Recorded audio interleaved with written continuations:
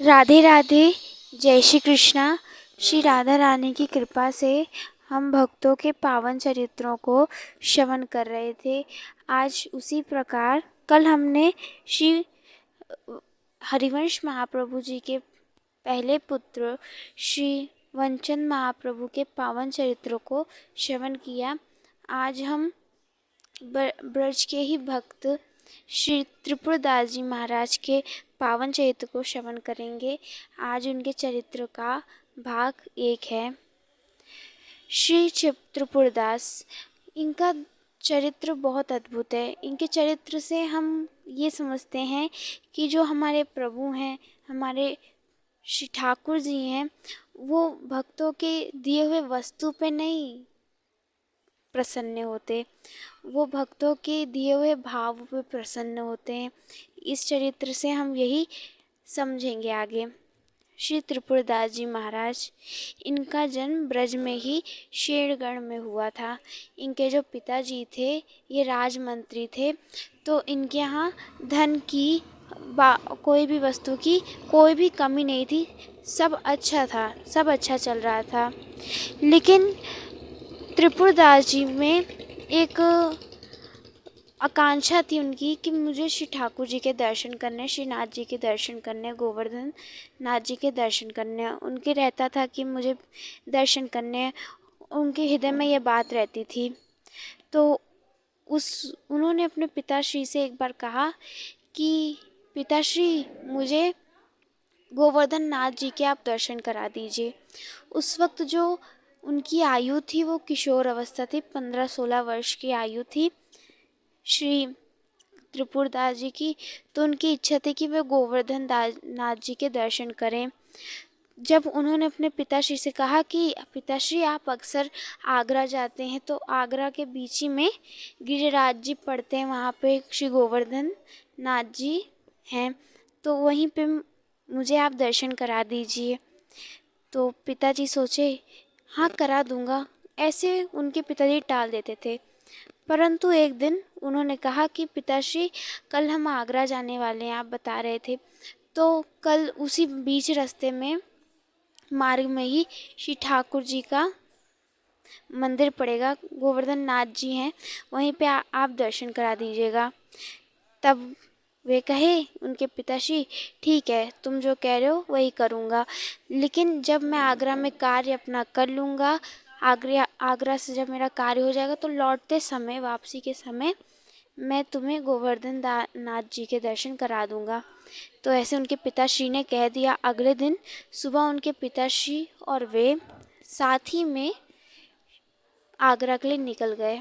वहीं मार्ग में गिरिराज थे, तो आगरा में उनके पिताश्री ने जो उनका कार्य था वो सारे कार्य किया। जो भी राज्य से संबंधित कार्य थे वो आगरा में किए। फिर उनके पिताश्री शाम के वक्त लौटने लग गए। तो अपने पिताश्री के संग ही वो बैठे थे, तो कहने लग गए कि पिताश्री, आपने कहा था कि आप लौटते समय गिरिराज में रुकेंगे और वहाँ पर आप मुझे दर्शन कराएंगे। उनके पिताजी ने कहा, हाँ हाँ, मुझे याद है ये बात। और कहे कि हम अभी निकले हैं, अगर हम संध्या आरती का दर्शन नहीं कर पाएंगे तो शयन के वक्त का दर्शन हो जाएगा। तो उसी समय वे चलने लग गए, पिताश्री के संग बैठ गए और फिर जाने लग गए। तो शयन की आरती हो रही थी।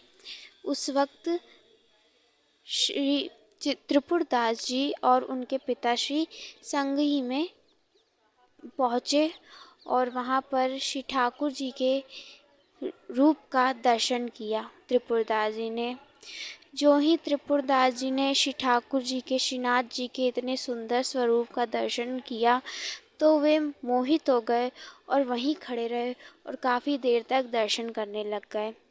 अब देर काफ़ी हो रही थी, तो उनके पिताजी कहने लग गए, देखो अब हमें चलना चाहिए। तो त्रिपुरदास जी कहे, नहीं नहीं, मैं कहीं नहीं जाऊंगा, मैं कहीं नहीं जाऊंगा, ऐसी जिद करने लग गए। तब उनके पिताश्री को लगा, अरे तो ये जिद क्यों कर रहा है, चलना चाहिए, चलना चाहिए। बाबा कह रहे हैं कि चलो पुत्र, यहाँ इतनी देर तक नहीं। तो त्रिपुरदास जी कहे अब मैं यहाँ से कहीं नहीं जाऊँगा, मुझे यहाँ से कहीं नहीं जाना, मुझे बस श्रीनाथ जी के दर्शन करने, बस दर्शन करने हैं। काफ़ी जिद करने लग गए, मान ही नहीं रहे थे और वहीं पर रोने लग गए, रुदन करने लग गए कि मुझे यहाँ से कहीं मत ले जाइए, कहीं मत ले जाइए। इतना रुदन कर रहे थे।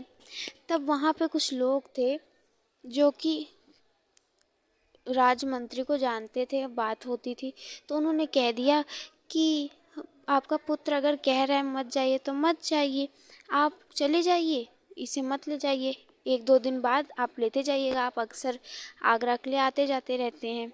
ऐसा कहा तो उनके पिताजी को लगा हाँ सही बात है, 1-2 दिन बाद लेके चला जाऊंगा, आगरा के लिए आता रहता हूँ, आज ये चाह रहा है तो यहीं पे रोक लेता हूँ। और सभी लोगों के जो वहाँ पे लोग थे उनके भरोसे उन्होंने अपने त्रिपुरदास जी को वहीं पर छोड़ दिया और वहाँ से वे घोड़े पर बैठकर निकल गए। अब रात्रि का समय था, काफ़ी रात्रि थी। रात्रि के समय वो घोड़े पे बैठकर जा रहे थे। मार्ग ही में कुछ डाकूजन थे। डाकूजनों ने उनके घोड़े को घेर लिया और फिर घेर के, राजमंत्री हैं तो राजमंत्री काफ़ी धन अपने पास रखते हैं, काफ़ी कुछ पहनते हैं, तो डाकुओं ने ऐसा देखा राजमंत्री को, घेर लिया और घेर पर उनको बड़ी बुरी तरह से यातना देके मार दिया और उनके पास जो भी धन था, सोने की अंगूठी, हीरो की अंगूठी, सब उनकी लेकर चुरा ली। शेरगढ़ के लिए जा रहे थे तो उसी के बीच में उन डाकुओं ने जनों ने उनके पिताजी की हत्या कर दी, उन्हें मार दिया। अब अगले दिन ये बात वहाँ के राजा को पता चलती है तो राजा ने ये बात सब में फैलवा दी कि ये ऐसे ऐसे राजमंत्री का देहांत हो गया।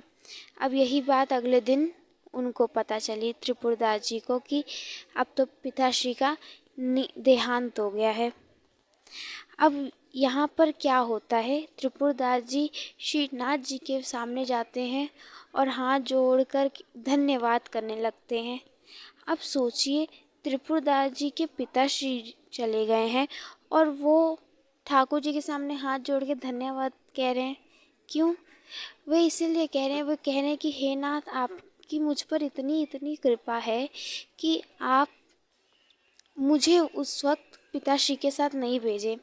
अगर पिताश्री के संग मैं भी गया होता तो शायद मेरी भी यही स्थिति होती और मैं भी मर गया होता, परंतु श्री ठाकुर जी आपने मुझ पर इतनी कृपा की कि मैं आप ही के पास रह गया और अब तो मुझे कोई यहाँ से लेकर भी नहीं जाएगा, अब तो मैं केवल आपके पास ही रहूँगा, मैं आपको हमेशा देखूँगा। ऐसा सुंदर भाव था। तो उसी वक्त अब वे वहीं रहने लग गए। तो अब श्री त्रिपुरदास जी श्रीनाथ जी के संग वहीं रहने लग गए। अब वहाँ पर वो सोयनी सेवा और मार्जन आदि आदि जो कार्य होते थे वो करते थे और वहाँ के जो लोग थे वो उन्हें 1 दोना प्रसादी दे देते थे, जिससे उनका जो जीवन था वो चल रहा था। अब त्रिपुरदास जी वहीं रहते थे। एक दिन वहाँ पे श्री वल्लभाचार्य जी का आना हुआ तो एक जन के साथ खड़े थे, तो वहीं पे वल्लभाचार्य जी की दृष्टि एक छोटे से बालक पे गई, श्री त्रिपुरदास जी पर गई। तो उन्होंने श्री त्रिपुरदास जी को अपने पास बुलाया और कहा, वो बालक तुम्हारा कौन है, तुम कौन हो? तब त्रिपुरदास जी ने बताया, मेरा इस जीवन में कोई नहीं है, ना मेरे पिता हैं ना मेरे माता हैं, ऐसा कहा। तब वल्लभाचार्य जी कहे, तो फिर तुम्हारी संरक्षण कौन कर रहा है? तब त्रिपुरदास जी कहे कि मेरे सब कुछ आप हैं, श्रीनाथ जी हैं और कोई नहीं। वल्लभाचार्य जी श्री त्रिपुरदास जी की इस भाव पे रीझ गए और देखा श्रीनाथ जी की ओर और श्रीनाथ जी ने ऐसा इशारा किया मानो कि श्री त्रिपुरदास जी को नाम दीक्षा प्रदान कर देनी चाहिए। तो अब ठाकुर जी की सहमति थी, वल्लभाचार्य जी ने श्री त्रिपुरदास जी को उसी समय नाम दीक्षा प्रदान कर दी और अपना शिष्य बना लिया। अब श्री ठाकुर जी तभी मिलते हैं जब गुरु हमें दीक्षा देते हैं, जब गुरु हमें स्वीकार करते हैं तब हमें श्री ठाकुर जी मिलते हैं। ऐसे ही श्री त्रिपुरदास जी को अपने सद्गुरुदेव भगवान मिल गए, श्री वल्लभाचार्य जी। और उस वक्त वल्लभाचार्य जी ने श्री त्रिपुरदास जी को आज्ञा दी कि आप अब फिर से अपने राज्य लौट जाएं, शेरगढ़ लौट जाएं, क्योंकि गृहस्थ में रहकर भी अच्छी भजन साधना किया जा सकता है। उन्होंने कहा, अगर तुम नहीं जाओगे और उस गद्दी को नहीं संभालोगे तो उस धन का लोग दुरुपयोग करेंगे, इसलिए तुम जाकर अपने पिताश्री की गद्दी पे विराजमान हो जाओ। तो राजा यवन था, उसने सोचा यही सही है। तो तब त्रिपुरदास जी को उनके पिताश्री की गद्दी मिल गई, उन्हें राजमंत्री की गद्दी मिल गई। तो तब से वो वहाँ पर कार्य करने लग गए। अब उनके जीवन में कोई भी धन संपत्ति की किसी भी चीज़ की कमी नहीं थी। तो उन्होंने एक नियम लिया था कि वो हर वर्ष शीत के महीने में, ठंडी के महीने में श्री ठाकुर जी के पास दगले की सेवा करते थे। दगला एक ओढ़ने की वस्तु होती है जो कि शीत के महीने में, सर्दी के महीने में ओढ़ी जाती है, जो गर्माहट प्रदान करती है। तो उनका ये नियम हो गया था कि वो प्रति वर्ष ठाकुर जी के लिए बढ़िया सुंदर वस्त्रों का, बहुत सुंदर वस्त्रों का, एकदम कोमल वस्त्रों के दगला पहुंचाएंगे, जिसमें सोना जड़ा होगा, हीरे जड़े होंगे और बहुत से बहुमूल्य रत्न जड़े होंगे।